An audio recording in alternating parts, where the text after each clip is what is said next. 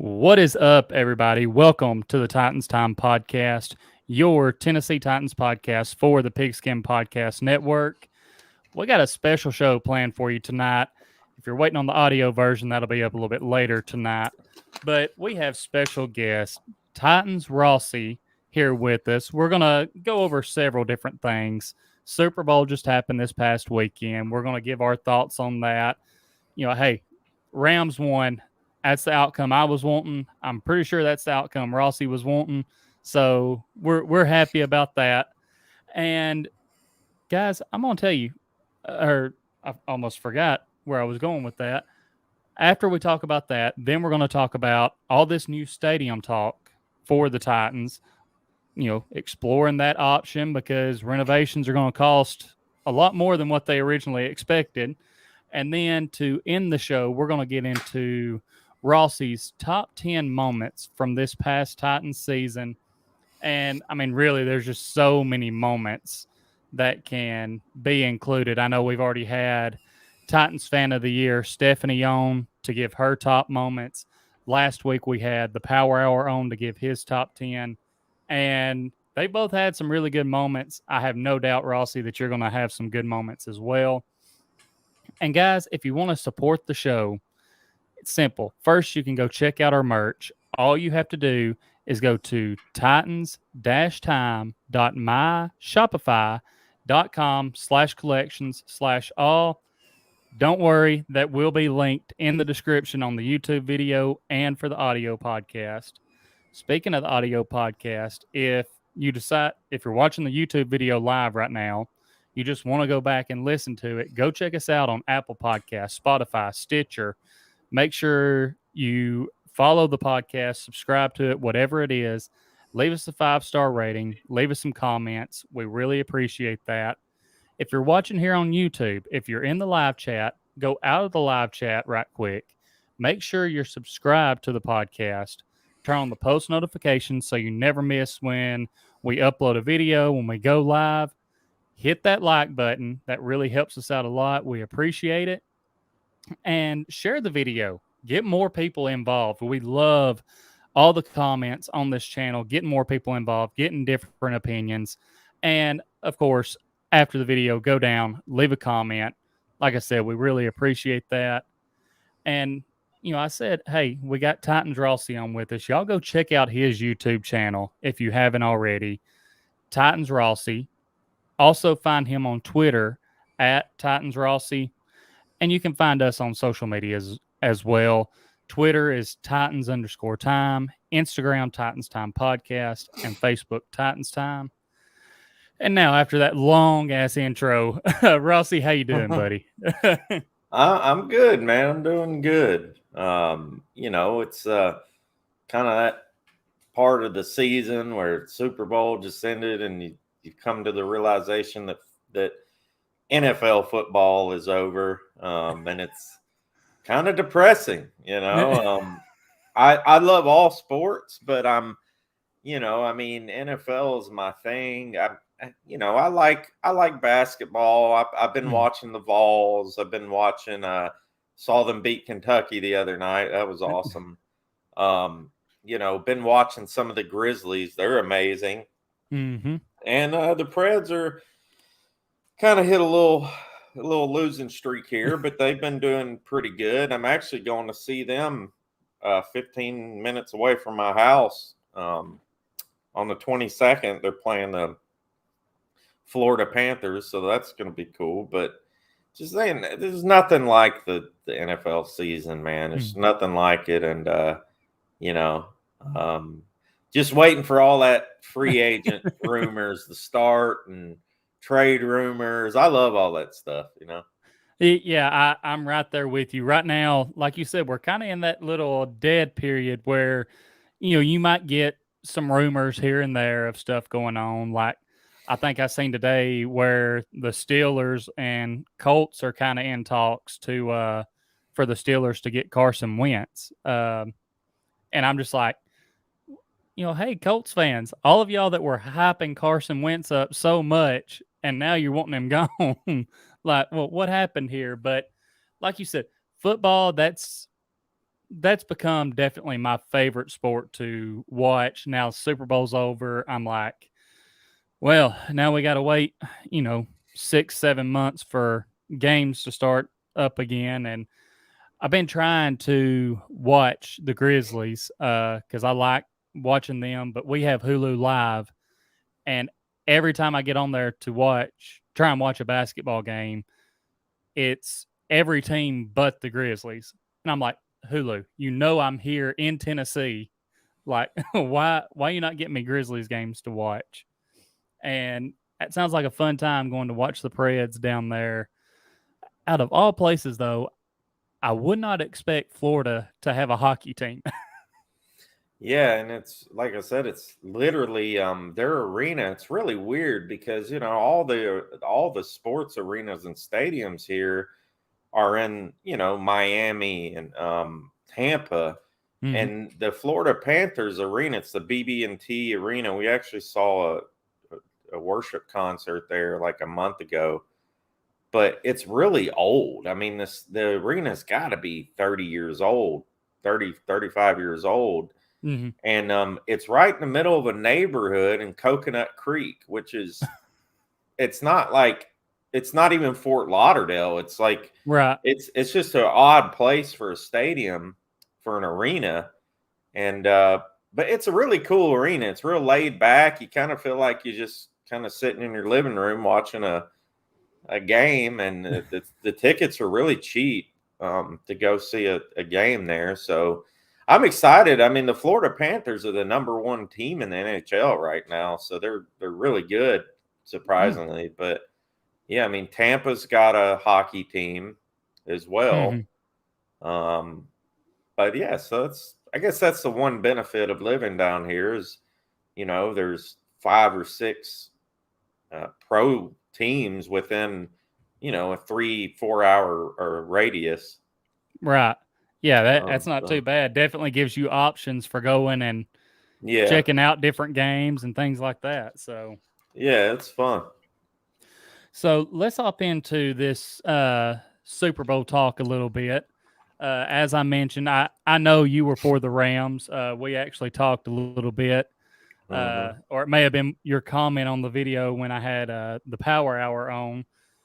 Hoping that the Bengals were gonna come up a yard short, and and you know, I was joking around with Power Hour after I read that comment. And I was like, man, I don't know that I can wish that on anybody because there's nothing like having to think back to that memory all the time of 1 yard short. uh, but we got the outcome that we were wanting, and really, Bengals fans kind of have their own play that they can look back on because to end the game, Quentin Spain got caught trying to block Aaron Donald's shadow because Donald got around him so quick that there was nothing that Spain could do. Yeah, And had Joe Burrow's offensive line just bought him 2 more seconds, he would have had Jamar Chase down the yeah, sideline over Ramsey for a touchdown.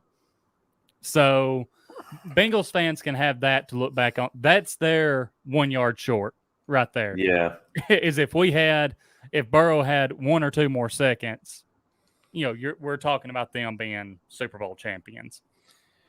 yeah. And there was, and I released a tweet basically saying, did the refs drive the narrative? And the reason I said this, and a lot of people were like, what are you talking about? They let them play, and the reason that I said this was because if you go back to earlier in the game, Mm-hmm. yeah, they were letting them play. But if you go back to earlier in the game, that 75-yard bomb to Jamar Chase where, um, you know, Ramsey clearly Mm-hmm. yanked the guy's head off almost. Um, and they didn't call it or Yeah. whatever. And then you go, so it's like, okay, you know, Mm-hmm. um, whatever. And then you go back to the end of the game and they're I just felt like the game was going to be close regardless of how either team played. And I felt like that the narrative was driven a little bit because you saw at the very end. I mean, there were some pretty shady things going on at the end there. It just seemed like the refs were hell bent on, letting them in the end zone. It is what it is. Like, yes, I made it very well known that I wanted the Bengals to lose, and I wanted them to lose in the worst, most excruciating, gut-wrenching loss ever in Super Bowl history, other than us. I was very sour after that game. I was there at the game, and here's the reason I was sour about it. And it's not because of Bengals fans. I don't have nothing against them. It's because of the players. And were you at that game? Mm-hmm. Why didn't we meet up that game? We did. We walked across the bridge together. We did. I'm stupid, man. I'm stupid. Yeah, we did. That's right. Anyways, after the game, we were in the end zone. We were on the south end zone.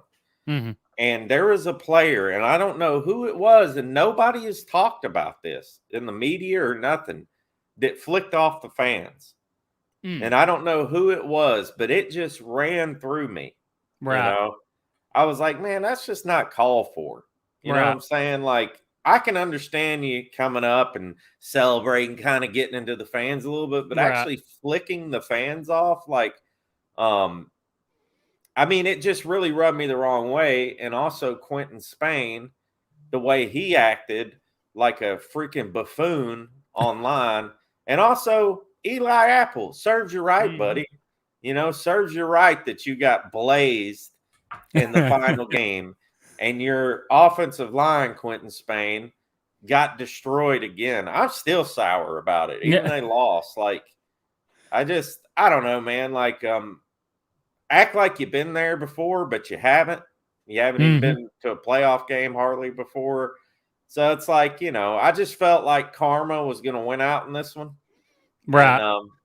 And I almost look at the plays at the end. The refs were going to let the Rams score. And in a way, and I know this sounds terrible, and I'm super salty, Tyler. Like, I'm super salty. I'm glad they got hosed by the refs. Like, I'm glad that they got something to complain about, and they think they got hosed because they probably did.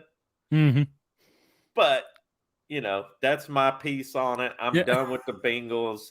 I can't wait to see them again. Do we play them next year? We play them next year in Nashville.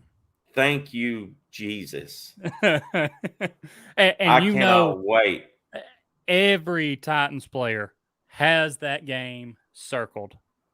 Every Titans fan has that game circled. And I want to hit on what you were talking about there with the refs because, I told a lot of people this too. We were talking about it. And that play coming out of halftime, Higgins goes up. At first when I saw the play happen before they showed replays, it was Higgins, not Chase. My bad. I was like, okay, Higgins just came back to the ball. Ramsey ran past him, tripped up. That's what I thought happened. Higgins grabbed Ramsey's mask. Whenever they showed the replay, Higgins, yes, he was starting to come back to the ball, but like you said, he grabbed Ramsey's face mask, turned his head around, pulled him past him, and I'm like, okay, you can't miss that call. How does that miss? I have no idea. But then you get to later, they're letting them play. They don't call that. You get later in the game, and I forget the linebacker that it was for the Bengals. I'm trying to see if I can find Wilson for the Bengals. Dude was having a game, and he had perfect coverage on Cup. Didn't hold him down there in the red zone, and they get the flag thrown for that. And I was like, okay, that right there was a makeup call for not calling the face mask on Higgins or the OPI on Higgins at Yeah. halftime. But I was like, you can't wait that far into the game, like after that play, to have that makeup call. Yeah. And It's and then terrible. when Eli Apple held Cup, like yes, that was one when you look at it, you're like, okay, he's holding him. But as much as you were letting him play throughout the game, again, that's when you're starting to get, like you said, you kind of change the narrative of the game. But I was still salty about the Bengals loss too. I was. It.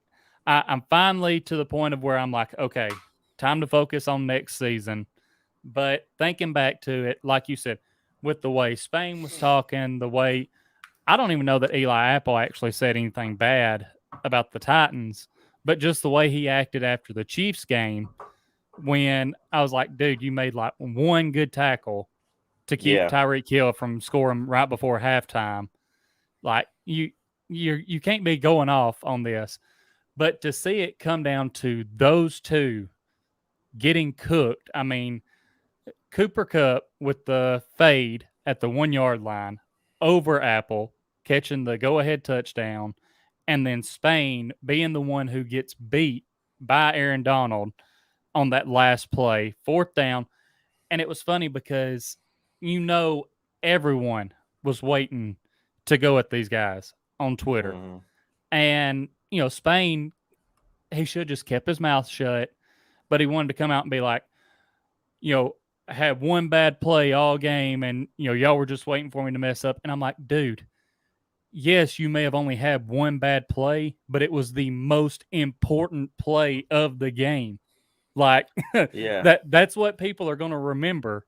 Like you can't say, "Oh, it was just one bad play." No, it was the bad play that kept your offense from keeping the drive alive or giving Burrow enough time, like I said, to see Chase going down the sideline because Ramsey fell, and it would have been a walk-in touchdown, no problem for him. Yeah. So I was glad to see him lose. I think that's going to stick with them. And I follow some people on TikTok. One of them is a Bengals fan, and he was after the Titans game. I he was celebrating, and I left him a comment. I was like, "Hey, congrats on your team moving on, but y'all need to get a no line, or else Joe Burrow's career is not going to be that long." Yeah. And I mean, 9 sacks to the Titans. Yes, they only gave up 3 against the Chiefs, but then turn around and 7 to the Rams. Total this year, including the postseason, I think Burrow was sacked like, what was it, 60, 70 times, something like Yeah. that. I mean, that a quarterback cannot have a long career if they're getting sacked that many times. All right. And we'll hop into some of these comments here right quick. Titan Pratt, I believe this is Bryce Pratt, says that he wants to come on the show as soon as possible. We'll definitely see what we can get worked out. Sauce Monster, what's up, Titans Time Podcast, and Rossi. How's it going, Sauce Monster? Glad you're here in the What's up, chat. Sauce? Quentin pissed him off, and Apple talked so much crap for 9 sacks and bad defense. You have that right. And they're going to bring it to the Bengals next season, I promise. And they are. Like I said, everyone has that game circled. And whenever we find out when that game is, it needs to be a primetime game. Yeah, Because definitely. after how things went in the playoffs, you got to have it as a primetime game because everyone's going to be looking forward to that rematch. So, and I want to ask this: do you think everyone got it right with having Cooper Cup as the Super Bowl MVP? I'll say, since I'm asking that question, I think they got it right with that. But what's your thoughts? Yeah, I think so. I mean, you could have gave it to Donald too. I think, and I don't think people would have been mad. Yeah, definitely. I mean, Cup is so special, and he he was the difference maker in that game. Mm-hmm. It'd have been interesting to see if OBJ would have stayed healthy because he was going off, and I don't think they had an answer for him. Mm-hmm. And I truly believe if he would have been healthy the rest of that game, we're talking about Odell Beckham possibly being the MVP of that game. I agree. I think that I've seen a lot of people saying stuff about Donald, how maybe he should have got it. Yes, that he had that huge. The last drive was really where his biggest plays came Yeah. because he was able to hold that running back from gaining that yard, and then of course getting to Burrow with the pressure and make him throw a bad pass on 4th down. And I understand there's more than just filling the box score here, but you look at Cooper Kupp, the game that he had after OBJ went out hurt, and I mean, really for the Rams offense, that was all that the Bengals had to focus on was stop Cooper Kupp, and we'll win this game after Odell went out. But I think if Odell hadn't have got hurt, like you said, we're probably talking about him as Super Bowl MVP because 2 catches, 52 yards, a touchdown. They had no answer for him. And, the only way I think Stafford could have got it is if he hadn't have thrown the 2 picks. Yeah. Like that really hurt him in that aspect of it. But, congrats to the Rams. You're on top of the NFL heading into this next season. We'll see how it goes for you. Maybe this next year we can get that Rams and Titans Super Bowl rematch. Yeah, I hope so, man. And, shifting back to the Titans, and, they had plans to do a stadium renovation, got to doing more digging, and found out, like, hey, this is going to cost a hell of a lot more than what we thought. There's a lot of things that are so out of date and bad. I think they said that, like, the structure, most of it's out of concrete and it would have to be replaced with steel. Then, like, some of the windows that they have and everything, they're not even made anymore. So we kind of talked a little bit about this before actually going live. But what's your thoughts on this, Rossi? You want a new stadium? Would you rather them just try and go ahead and renovate the current stadium? What's your thoughts? I want a new stadium because you can renovate the stadium, but I've seen renovations before, and I saw what they were wanting to do with it, but it's like, okay, yeah, you're going to spend $600 million, but what are you really doing? Okay, you're going to add a cool outside part, and you're going to spruce up some things. It doesn't really change the inside much. Right. I think that stadium is outdated. I love the stadium. It's our home. You know what I mean? Like, don't get me wrong. I mean, a lot of great memories there. I loved it when it was called Adelphia, the Delph.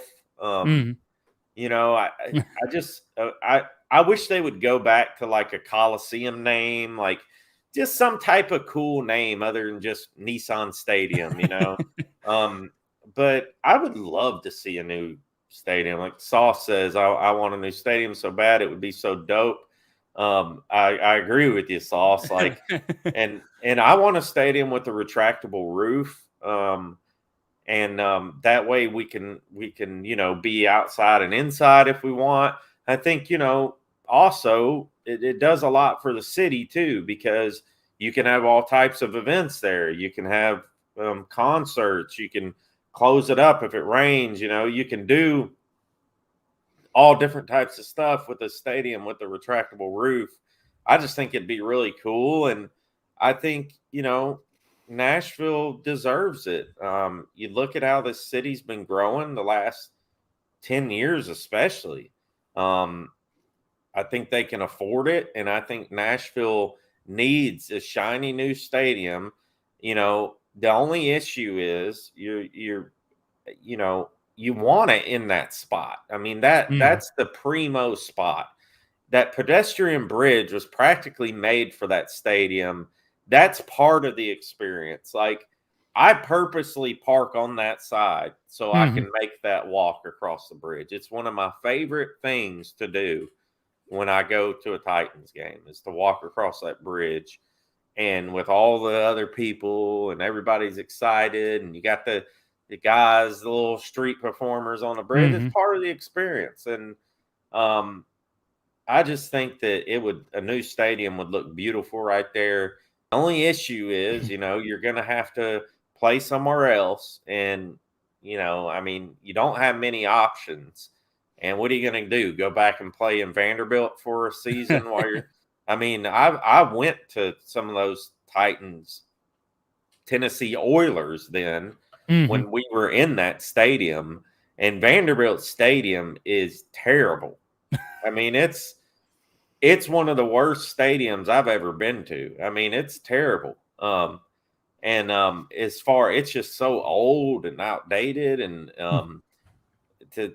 I don't know if there's anywhere better the Titans could borrow a stadium for while that one's being built, because I just don't see them putting anywhere else. Do you? I've been seeing a lot of people talk about this, and I think from what I've seen a lot of people say is if they built a new one, it wouldn't be right there exactly where Nissan Stadium is now, but it would still be in that same area. It would just kind of like where I think some of the parking lots are and everything. Yeah. They would essentially pull it out more that way and build there, which would mean, hey, a lot of the people who have parking right there at the stadium, it would suck for them while the stadium's getting built because that parking would be gone. But but I don't know exactly for sure. But if that's the case, then, they'd still be able to play there in Nissan Stadium while the other one was being built. Yeah. So I'm kind of torn on this, which I have, I guess, more personal reasons for that. And it's because, yes, a new stadium would be, I mean, just amazing.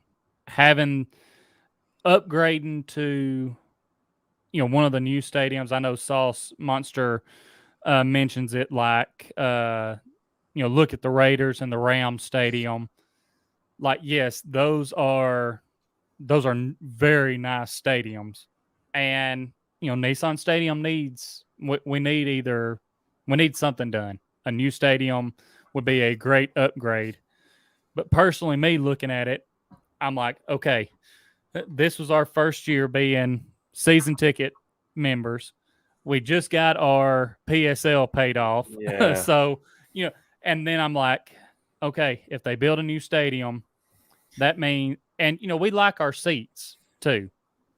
So I would be interested to see how the Titans would handle, their current season ticket members coming over to that new stadium, because there would probably be a new PSL they'd have to pay, trying to get the seats that so many people have fell in love with that they have. I know, like one, Preston, the collector, he talks about how the seats that he has, it took him a while to get to those seats, and he would want to keep those.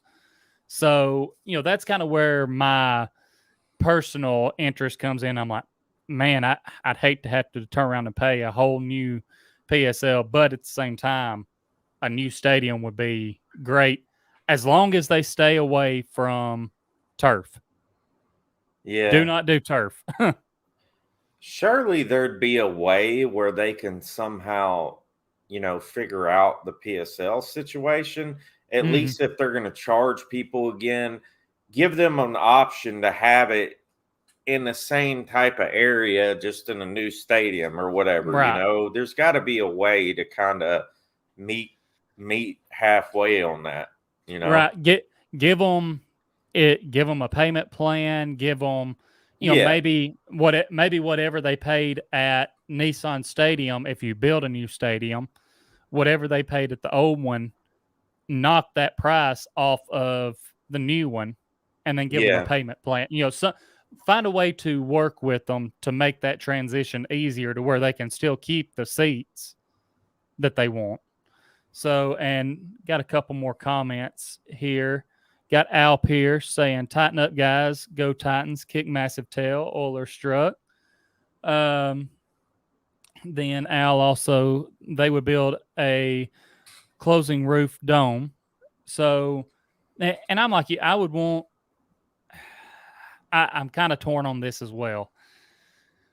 Yes, a retractable roof would be nice because then you could still have the outdoor feel.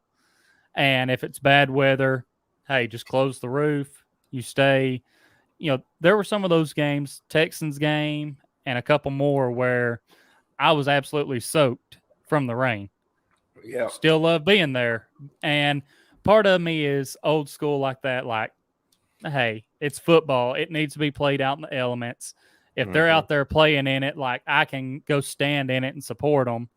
And then I'm also like, hey, it'd be nice to be able to stay dry and then at least while I'm there, walk back over to the car and not be completely soaked head to toe, driving an hour and a half back home.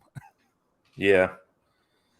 Yeah, it'd be nice. I don't know. We'll see what happens. I think, with the way that these new stadiums are going now, it's probably going to be some type of retractable something,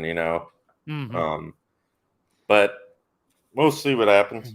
Yeah, and like you mentioned, a new stadium would also bring many more opportunities to the city of Nashville to be able to host things like things that they miss out on now. It just opens that door for so much, as far as for the city, so much more revenue to come in. Yeah. So, but we'll see what ends up happening on that, because again, it's just, I think they're kind of weighing the pros and cons of both of, okay, do we just renovate the current one? What's the pros and cons of building a new one?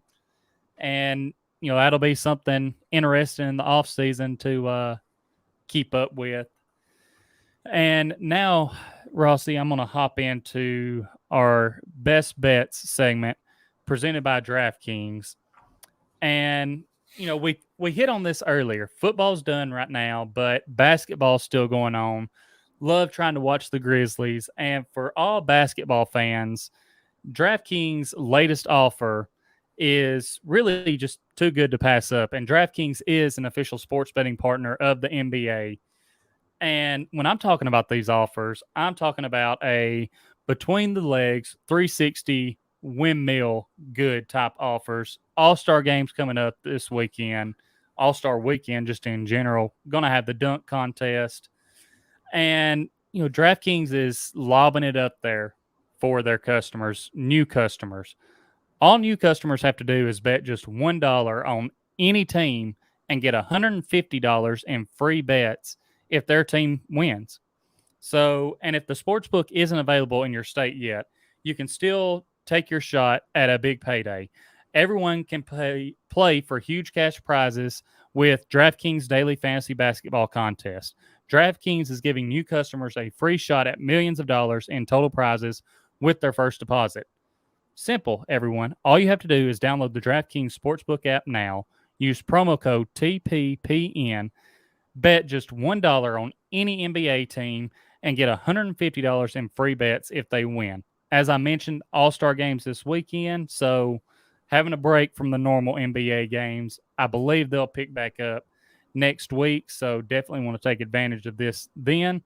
And again, that's promo code TPPN at DraftKings Sportsbook, an official sports betting partner of the NBA.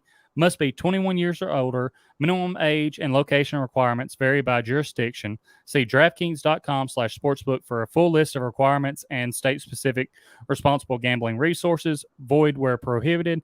Minimum $5 deposit. Gambling problem? Call 1-800-GAMBLER. In Tennessee, call or text the TN Red Line, 1-800-889-9789. In Connecticut, call 888-789-7777 or visit ccpg.org/chat. In New York, call 877-8-467-369 or text 467-369. And, I'm going to mention this one going back to the Super Bowl. I threw out a bet that I thought was a good bet. And of course, this is not betting advice. But with the Bengals offense, they're always switching things up. There were a couple times going back to the Titans game where they ran that wide receiver around with Jamar Chase. Yeah. And DraftKings boosted, they had a dark horse boost that they did for Jamar Chase over 3.5 rushing yards. And they boosted it to like plus 125. I said, right here is the bet that's going to be good. And at first, I thought it didn't hit until after the game. I checked my DraftKings. I put some money down on that, and it paid out. The pass to him behind the line of scrimmage, they counted it as a run for him, and he just so happened to gain 4 yards. So he barely got that for me. But, for everyone, if you're looking for some fun for the All-Star weekend, of course, you have the 3-point contest coming up. Again, not betting advice, but a couple of guys I'm looking at for the 3-point contest. You have the Grizzlies' own Desmond Bane, who is in it. His odds to win it are plus 600. And then also another guy I'm looking at because I'll be honest, I love this team growing up, mainly because of Michael Jordan. But the Chicago Bulls, Zach LaVine, is also in the 3-point contest, and he is plus 550 on winning it. So I'm going to be putting my money down on those two guys and seeing how they do. And that is going to be the end of our best bet segment. And now, Rossi, we can really get into the meat of the show as we talk about and discuss your top 10 moments from this past Titans season. And we'll go from number 10 to number 1, number 1 being your top moment from this past season. My top moment or number 10? Start with number 10. Okay. Honestly, that's a tough one. I'm going to have to say I'm going to have to go with the preseason game. Okay. And this for me, because it was just a personal experience for me when we saw Tampa, because I went to that game in Tampa with shout out to Sin City Titan. Me and him went together. But that's when I got to meet the Kinseys. And seeing Mason Kinsey score that touchdown and him give the ball to his mama in the stands was just a really cool experience. And that's kind of where I got to know them, and I've become good friends with Scott, his stepdad. I mean, we text all the time and stuff, and he's my buddy now. And, that's what started it all, was that me going to that game. And it was just a heck of an experience. We were right in the end zone. He scored at, and it was a cool thing to say. So for me personally, I could put that at my number 10. Yeah, and I could funny. even put I thought it at that my you number 1. Really? Right. I was wondering. I thought, okay, I'm pretty sure because obviously we're including preseason in this, everything. Yeah. And I was like, I bet we are definitely going to see a Mason Kinsey moment in your top 10. And, hey, I talked about our best bet segment. I should have told people that was the best bet for this week. Yeah. And now we can roll on into your number 9 moment from the season. I would say maybe that Seattle game. I'm kind of looking at the schedule because I'm trying to go back and place these moments for me. Right. I would say the Seattle game, because coming out after losing to Arizona like that, and that it Mm-hmm. just how everything unfolded against Arizona, all the questions being asked, and oh gosh, here we go, like this whole Julio and Tannehill thing, and seeing Julio had the game that he had, the best game of the season for him, Mm-hmm. over 100 yards receiving, and that touchdown that he had in the end zone. That was the first moment where it was like, oh wow, this could be something. Mm-hmm. And I really thought at that moment, I was like, man, this is what our offense is going to be like. I mean, Derrick Henry had 182 yards that game. Julio 128 yards. It was just like you kind of started to see, like, okay, this is what we've all been talking about during the offseason, right? Mm-hmm. And we saw what happened with the injuries and everything and Yeah.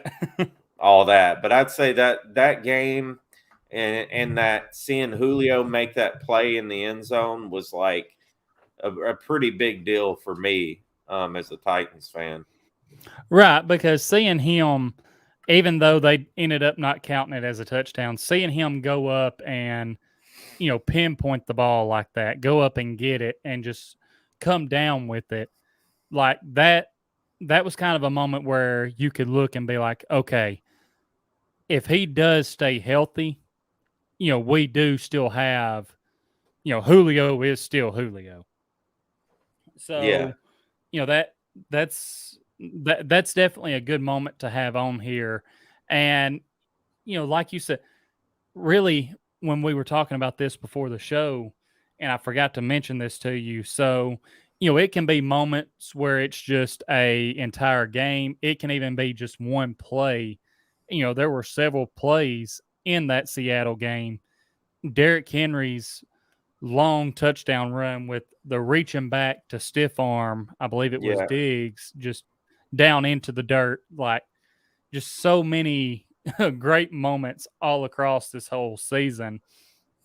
And before we get too much further away here from the stadium talk, we mentioned it attracting more stuff. Al Pierce says with the dome they could attract a Super Bowl, NCAA finals, WrestleMania, many more concerts. yeah, So, just several things there that could be pulled to Nashville. Maybe even pull the SEC championship game for uh, the NCAA up to Nashville away from Atlanta. You never know. yeah, yeah. No, And that's right, man. so, I mean, there's several positives, and then also some negatives for the people who have to pay for it. And now, Rossi, what is going to be number 8 moment for you this year? Number 8 for me. I don't know. This wasn't like a crazy win or nothing like that, but another game just Mm-hmm. for me personally that I got to go to, and I was blessed to go to quite a few games this year.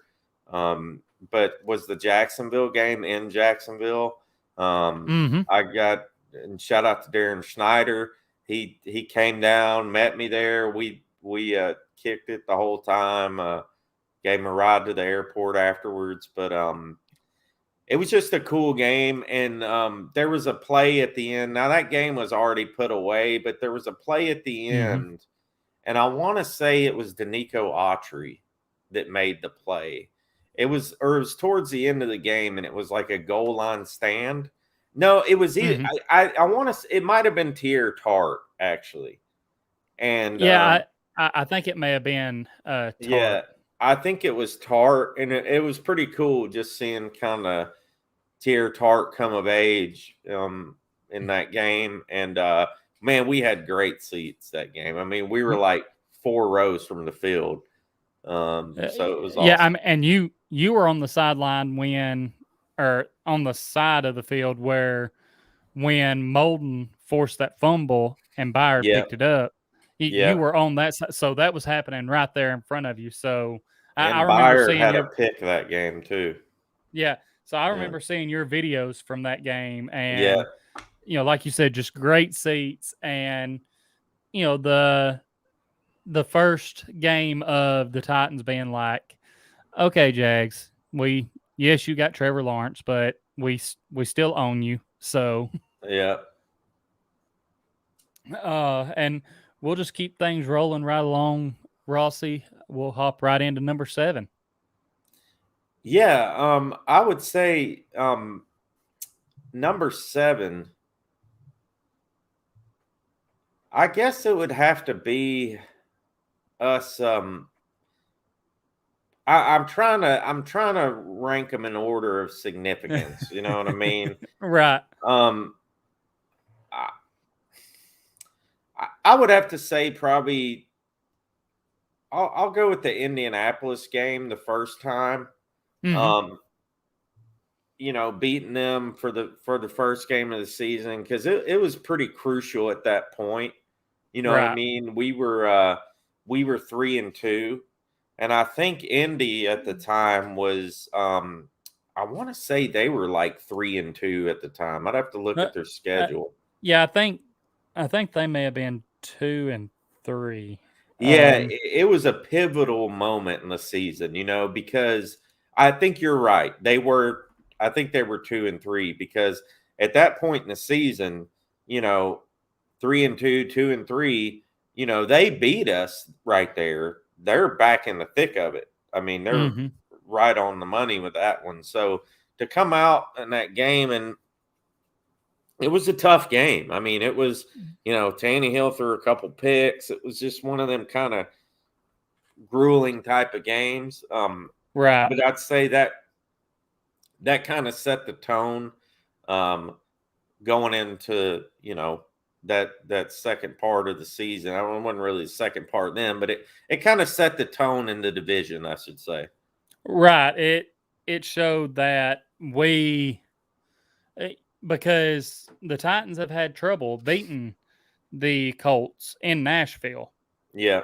And it was a game where, okay, we're ending y'all's streak down here. We're taking this game at home. Yeah. And that way we can get that monkey off our back. And then we'll worry about coming up to Indy and taking care of business again. Yeah. So, and I've been trying to pull it up to see. So we actually played them in week 3, and they were 0-2 when we faced them, and we would have been 1-1. Oh yeah, I was But looking at preseason too. Yeah, we were 0 and okay, yeah, you're right. Yeah. so, and that's why it was so important, because it was like, okay, if we win this game, we push them to 0-3. We go to 2-1. Like, we're already building that lead on them that we need. Yeah. So, it worked out.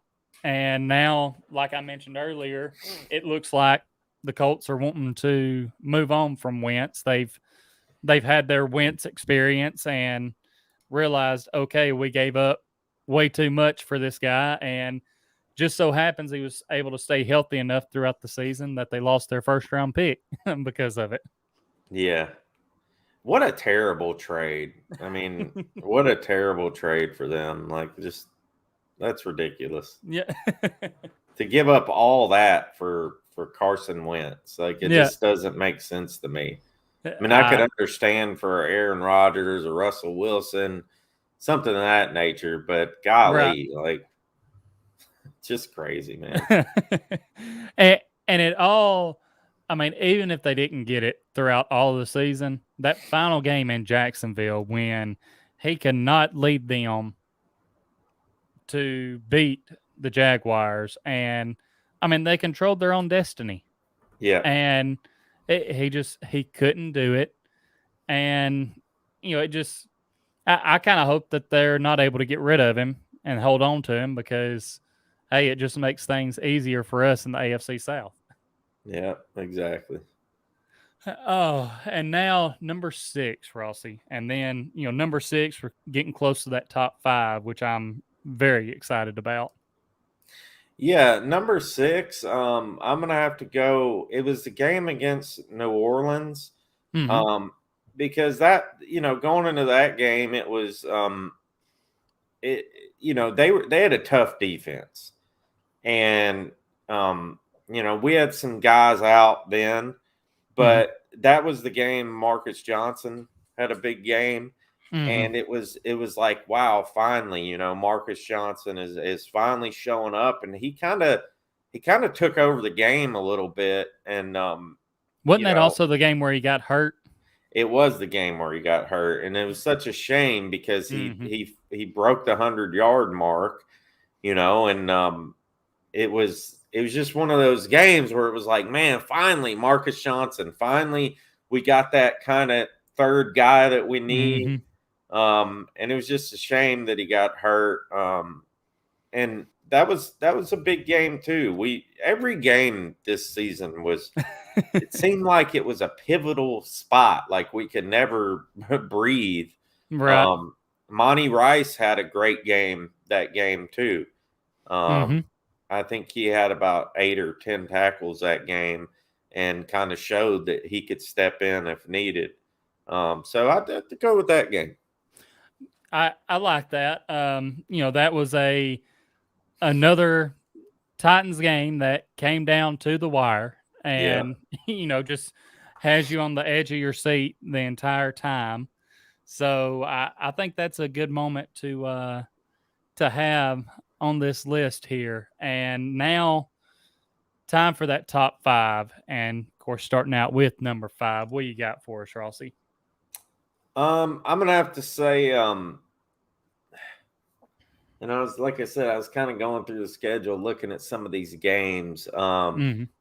getting down, because I want to save a couple of just my favorite moments for the top 5, and you probably have a feeling of what's going to kind of make in the top 5, but I'm going to say that second game against Indianapolis, Mm-hmm.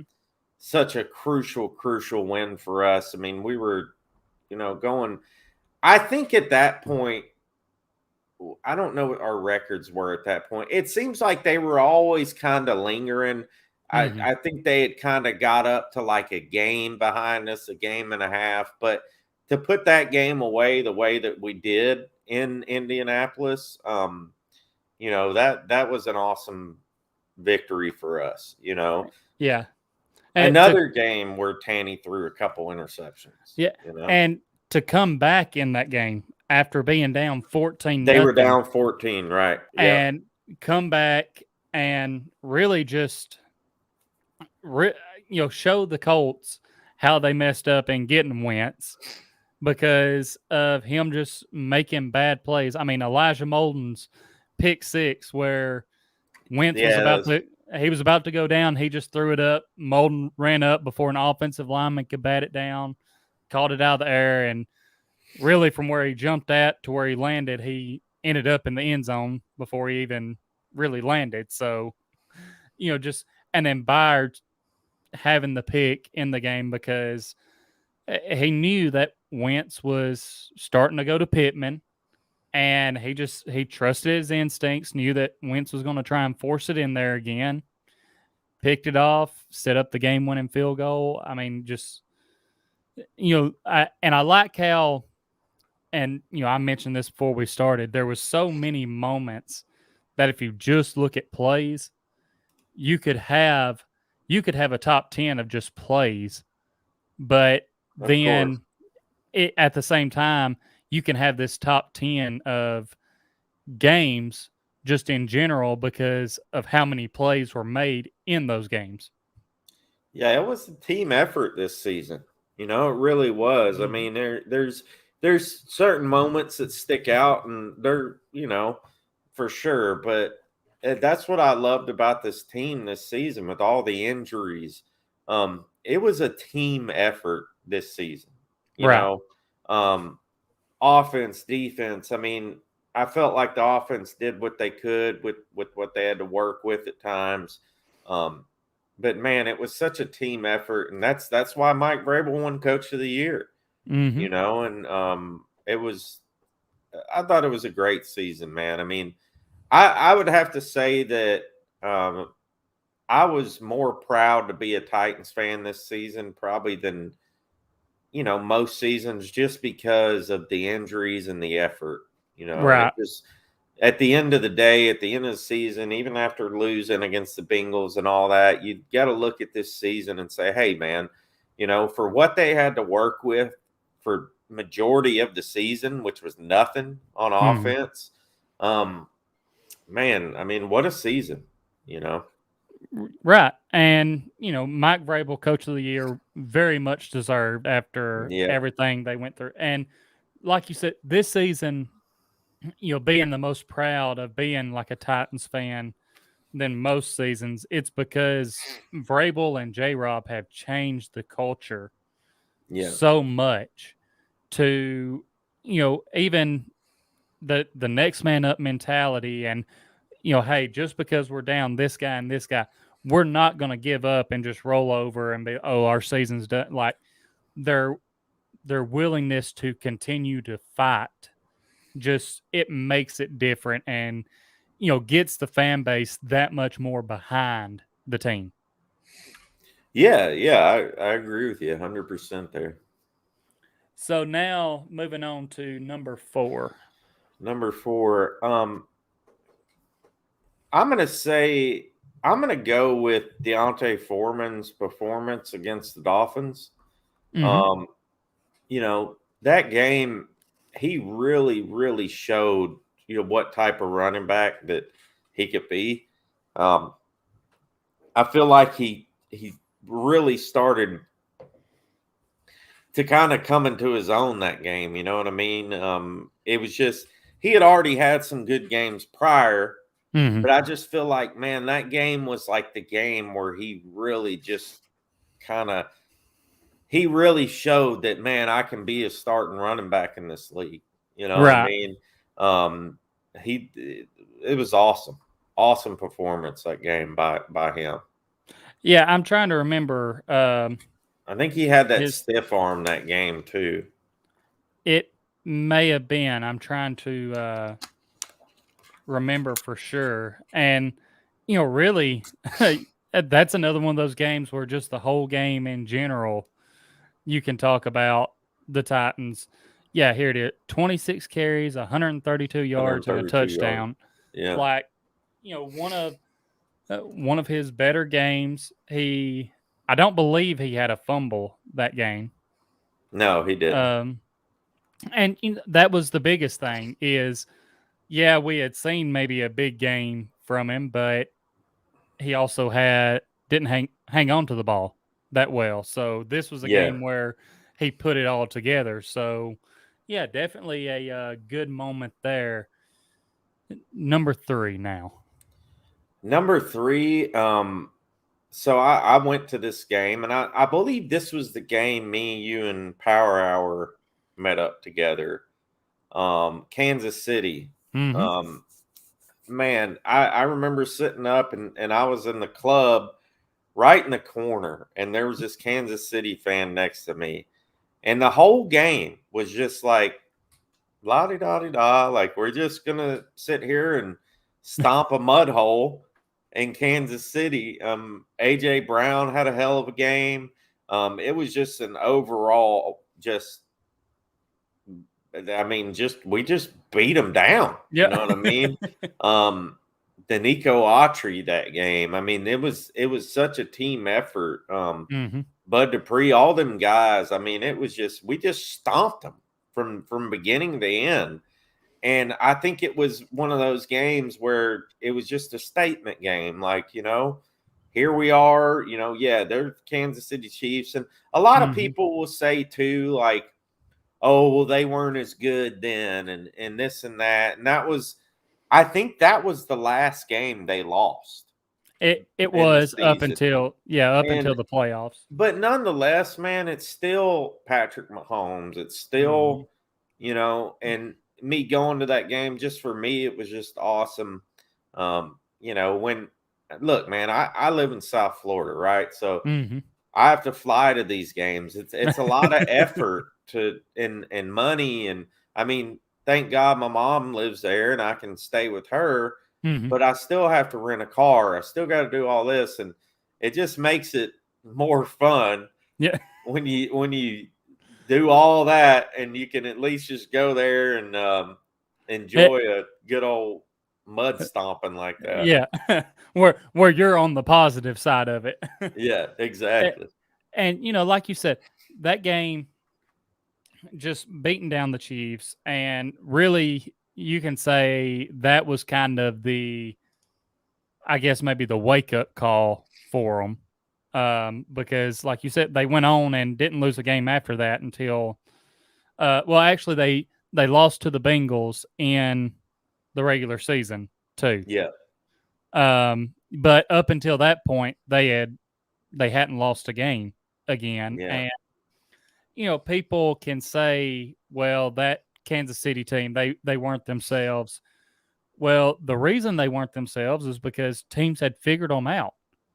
Don't let them don't let them just play that playground ball and have the deep shot over top. Like, make them try and earn it underneath. yeah, And because they would get too greedy. They wanted that deep shot right away to try and have a kill shot, if you will, and it just it wasn't working out for them because teams weren't letting them have it.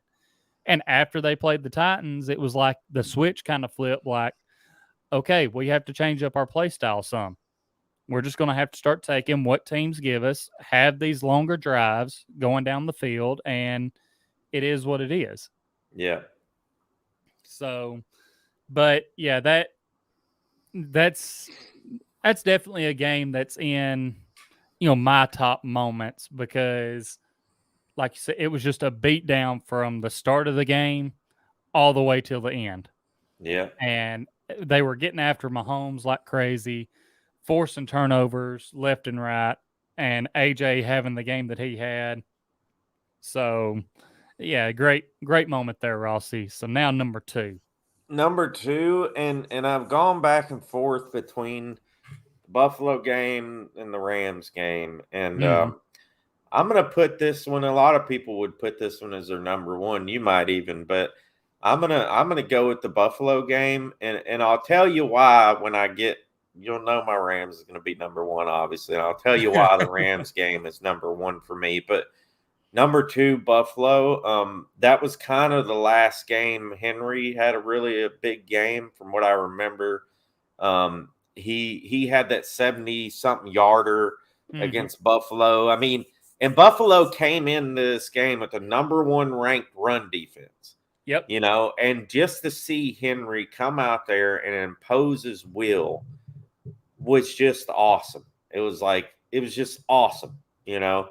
Um, and the way we pulled that game out at the end. So, few moments in that game. Mm-hmm. Henry goal Yep. line stand. The Yep. goal line stand could be the number one moment of the season. But Mm-hmm. like I said, I'm leaving that for the Rams for the number one. But the goal line stand was incredible. National TV in Yep. Nashville under the lights. Beautiful. It was beautiful, man. And just a heck of a game all around. Just one of those playoff atmosphere type games, and couldn't have been more proud of the boys on that one for sure. Yeah, and like you mentioned, the prime time we played the Bills, then turn around on a short week, play the Chiefs, Yeah, and just the you mentioned the moments from that game. Henry's run against the number one run defense at the time.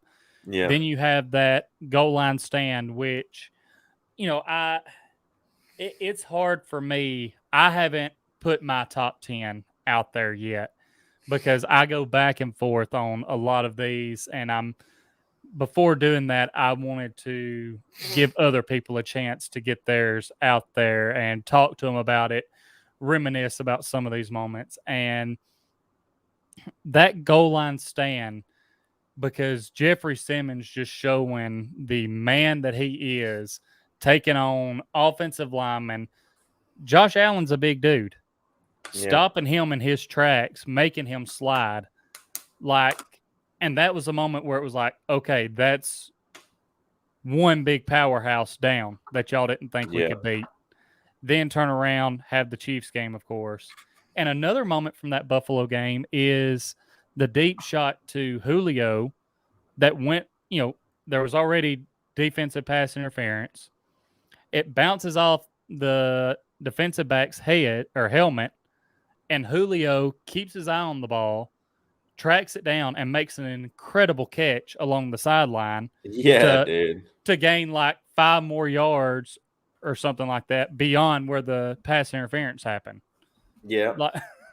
So just so many moments from that game. But yeah, one that definitely sticks out has to be that goal line stand because, I mean, Jeffrey Simmons has proved this is what he does. You get down near the goal line, you better not go at him.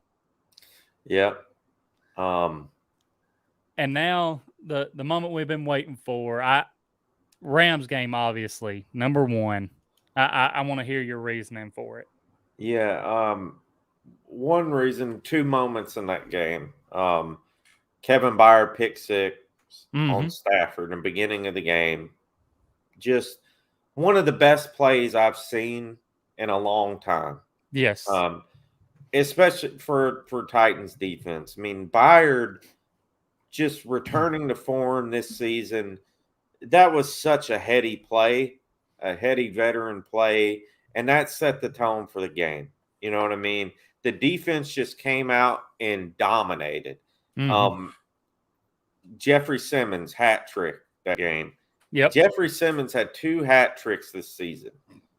The playoffs against the Bengals and this game, and that's just incredible. That is incredible from a defensive lineman like that. Another thing in that game was, Donald wasn't that too much of a factor. He had a sack. We kept him in check. But that was also, I think that was the game too that Julio Jones went out of the game. Or they had him on a pitch count or something. Yeah, something like that. AJ didn't have a great game. The offense was kind of crappy. I remember Tannehill threw a pick. Adrian Peterson didn't do anything. He scored a touchdown. He scored a touchdown. It's kind of by default. I mean, he was, but it was just one of those games where, again, nobody picked us to win. Nobody at all picked us to win that game. We're in LA. Shout out to Titan Anderson. He was there giving them hell. But it was just an awesome win. And in hindsight, them winning the Super Bowl and everything, anytime we can beat the Rams is a top thing in my book. Right. No matter if it's 50 years from now, and it was just an awesome game. You could put the Buffalo game, you could switch them out, but that, to me, just that Kevin Byard interception was probably one of the most exciting moments of the season for me. Well, because he said that, that wasn't even really where he was supposed to be at. Yeah. He read Stafford, knew where he was going with it, trusted his instincts, went and made a play on it, and, it worked out for him. And that was also, I believe, the first game without Derrick Henry. So it was, and that's what I meant to bring up too, because yes, you're exactly right, and that was one of the main points I meant to bring up was that was the game where everybody's Henry's out, and the way that they bounced back and pulled that game off, and that game was pretty much over. I mean, you know what I mean? Like, the Rams never really got it going, but in just the way we came out and just dominated, like, it was like, wow, without Henry, we're not supposed to be doing this, right? We don't even know how to run the football. We don't have Henry anymore, and it was special, man. It was special.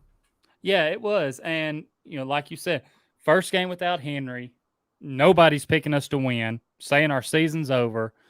We come out, beat the Rams, and, yes, obviously I would have loved to have seen that rematch again. Man, But, it's hard to argue with that as a top moment because while the offense did struggle, the defense stepped up and was like, "Hey, don't worry, we got you." And that was the first of really, as far as the offensive struggles really go after Henry went out. yeah, That was the first game where the defense is like, "Okay, we're either going to win the game for you, or we're going to keep you in these games yeah, to where all you have to do is make one or two plays, and we're going to win." yeah, So definitely, it's hard to argue with that as the top moment from the season because it was, as we've mentioned several times, it was that moment where everyone outside of Titans fans thought that the season was dead for the Titans. And we knew that this team, because of the culture that Vrabel and John Robinson have built, we knew that they were going to go next man up and find ways to win. yep. I think too, if you look at this team and you go back through the later part of the season, and injuries just decimated our offense. I mean, Mm-hmm. we can never get it going. Like, yes, we had Foreman and things were starting to pick up, but those losses against Houston, New England back to back, Mm-hmm. that was tough. You know what I mean? I mean, I just think towards the end of the season, you can never really get the offense going. Foreman started picking it up. Mm-hmm. I would have loved to seen more of Foreman against the Bengals. Right. You know, it's I hope for our own sakes that we can re-sign Foreman, because I really think, and I released the video earlier today, and I think Henry's going to be fine, and I think he's going to be back to his old self, and he's Mm-hmm. going to be good to go. But I really think, when you look in the first half of the season when we had Henry, those first Mm-hmm. 9 or 10 games, the amount of carries that he had was just out of this world. And I'm not Right. saying that that's the reason he got hurt. I don't think it is. But at the same time, we want to keep this guy fresh as long as possible. We want to get as much as we can out of him. And you need a guy like Foreman behind Henry. Mm-hmm. You need somebody that can come in. This is the first season that we've had a legit, decent running back behind Derrick Henry. Like, you look at back in the day, you Mm-hmm. had Chris Johnson and Lindell White, right? Yep. We always seem to have at least a couple running backs that were somebody could come in and spell. And you look at the same thing with the QB situation, with Logan Woodside. If Tannehill goes down, we don't know nothing about Woodside. And it was the same with Henry. It's like, Mm-hmm. why did Darrington Evans was supposed to be that guy, but he already proved a long time ago that he can't stay healthy. So Right. why are you rolling with just McNichols? Bring in somebody. Bring in a Mm-hmm. guy like Foreman. And that's what, when Henry went down, the fans were saying, bring in Deontay Foreman. We Right. saw what he could do last year. Bring that guy in. You know what I mean? Mm-hmm. Um, I think you're seeing the evolution of Deontay Foreman.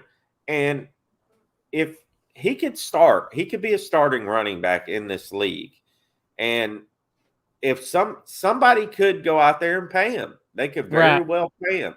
But I really hope that we can keep him as a Titan at the right price. I could totally understand if some team out there is saying, "Hey, we want you to be a starter. Here's the money." I would take it. You'd be Right. dumb not to. But if it comes down to a point where he's not really getting that type of offer, I would love to see him back in a Titans uniform. and let's run it back. Let's run it back with him and Henry.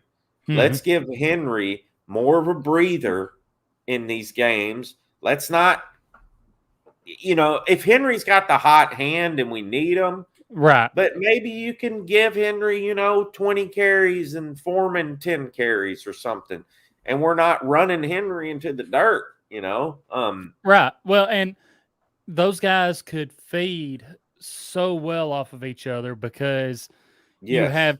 you have two guys who it's not like you have, which I know, like Derrick Henry from watching, like when he was on Bussing with the Boys, he said that he's not necessarily just a powerhouse back. I mean, he's agile too. Oh, yeah. And that's something that you can give him over Foreman is his Henry's top end speed and his agility. That's where he beats Foreman out. But Henry is so big that defenses, they wear down when tackling him because he's just so big and strong. And then you have Foreman, who is another big, strong back. That's where they can feed off of each other because instead of having Henry, who's this big, strong back that you have to tackle for most of the game, and then you have a speedy guy come in, and you're like, okay, we get a little break. You go out there and you're like, okay, Henry's off the field. We don't have to worry about really having to struggle to take anyone down. And you see Foreman, and it's like, okay, so we're still going to have to, buckle that chin strap up a little bit tighter and be ready to go here because he's another guy that is going to be hard to take down. Yeah. And it can just wear that defense out quicker. And, hey, time fourth quarter gets around, we may see both of them busting off long touchdown runs. Yeah. So definitely, and I'm going to go check out your video on that. I saw it earlier. Wasn't able to go watch it yet. And Al Pierce coming in with another comment here. Bud Dupree just turned himself into the police on those assault charges. I did see that. I saw where he went and turned himself in. They have already released him out. I think he's got court sometime in the summer. I'm wanting to say I seen like May something. I could be wrong on that. April 22nd is the settlement. So, that's going to be a situation to watch too. It'll be a slap on the wrist, probably. Yeah. See what happens there. And then, of course, you also have the Harold Landry stuff. A lot of stuff going to be coming up here. Hopefully before long, we can have more to talk about and everything. But, Rossi, I appreciate you coming on. For everyone in the chat, if you don't already follow Titans Rossi, make sure to go check him out on YouTube, on Twitter. His YouTube is Titans Rossi, Twitter at Titans Rossi. I mean, man, you're not even a year into this thing, and your channel has just absolutely blown up. I believe you're up over 1,100 subscribers now, and just absolutely killing it. Quality content all the time. You're consistent with putting it out there.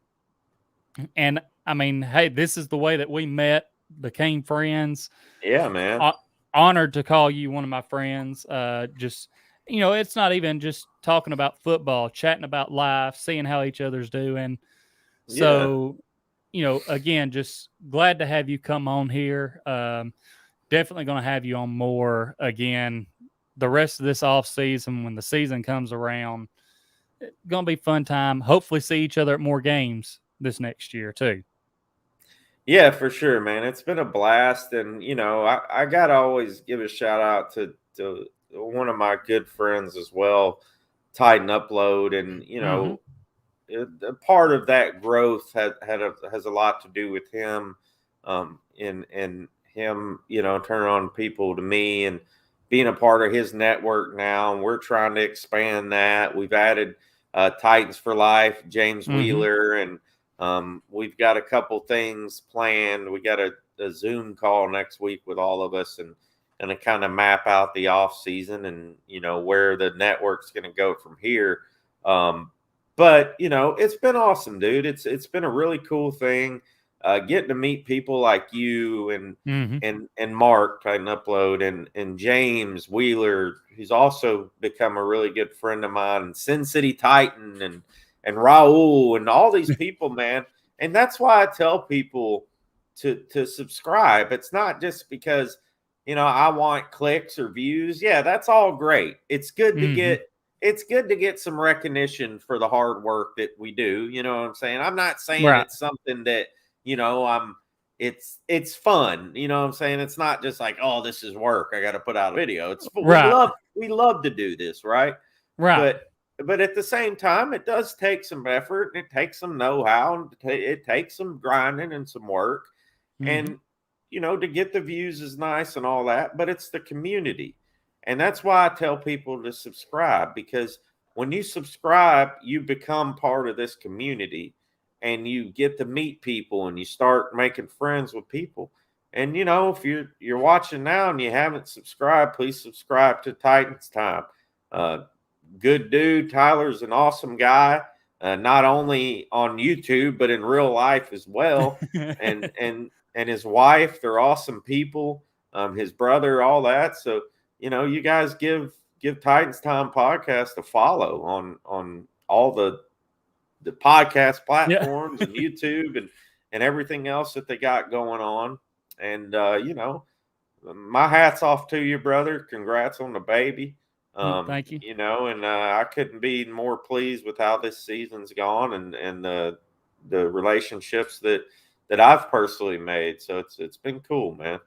Yeah, exactly. And like you said, for everyone, when we're asking people to subscribe and all that, like like you said, it's not about the views, all of that. When we're asking them to subscribe, yes, that's nice because it's like you said, recognition for the Yeah. hard work that we put in.